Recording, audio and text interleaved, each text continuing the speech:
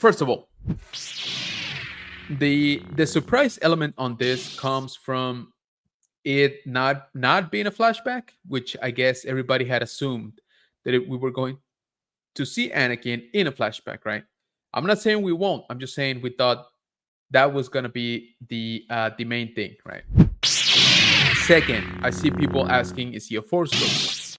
I don't think he is. Okay, he doesn't look like one, at least. Again, we don't know much about the world between worlds. I don't know if Force ghosts look like regular people there. Here are a couple of my theories, and these are just my theories. Okay, um, one, he is the goodness that remained within Vader, right? Remember that was sort of a thing in the original trilogy that Luke kept saying, there's still good in him. I have sensed it, all of that. He tells Obi-Wan. Obi-Wan's like, nah, he's more machine than man. Don't trust him. Don't, you have to defeat him. um Luke is like, no, I've have felt it. He is good still. So this could be, and again, just thinking here, this could be the manifestation of that good part of Vader, right? So what was left of his previous self, or his light side self, right? And somehow it was preserved here in the world between worlds. Number two, he is not Anakin. I know. Bear with me. We don't really know who can access the world between worlds, or for that matter, who lives there already, right? We have met strange creatures or strange beings that are very powerful with the Force, or very attuned to the Force. They almost seem to be part of the living Force, right? And yes, I'm talking about the gods of Mortis, the Father, the Son, the Daughter. So, could this be a manifestation of a being like that? What if this is the brother? What if this is the new father, right? In turn, what if Anakin became the new father, right? Trying to maintain balance in the Force, as he is the chosen one, right? There was a prophecy. So what if he's actually fulfilling the prophecy in, after he passed away in Return of the Jedi?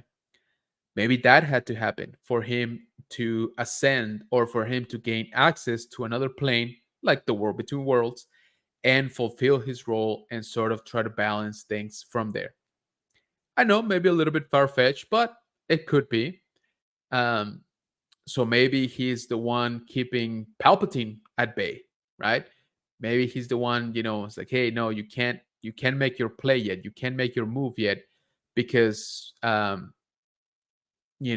galaxy is not ready, Luke is not ready, or things like that, right? Or it's not supposed to be Luke, it's supposed to be Ray. I don't know, something like that, right? Also, what if, and again, me just thinking about it, what if somebody already altered the timeline a little bit?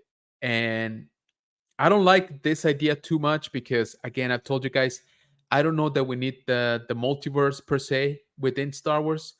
I'm okay with having like what if, projects, but sort of if they're not, if they don't try to intertwine everything into the main canon. But this is what I'm talking about. Ezra pulled Ahsoka through one of the portals in the War Between Worlds, right? He basically pulled her out of a different time and space at the in that particular junction. So what if somebody decided to do that for Anakin? Who could access the War Between Worlds? We know that Palpatine knows about it, right? We saw it in Rebels. He's technically gone, quote unquote, in this part of the story. So who else do you guys think is powerful enough to access the War Between Worlds? To me, the obvious choice is Luke Skywalker, right? Who has been reading a bunch of old books from the Jedi. He has been training himself. He's becoming very, very powerful. He's probably the most powerful Jedi right now at this point in the story. So, did he learn about the world between worlds? Did he decide to meddle, with the timeline a little bit himself? And maybe he wasn't able to pull Anakin fully, right? He was only able to pull him through one of the portals, and then Luke had to leave the War Between Worlds, or something else pushed him out. Again, there are a lot of things that could happen.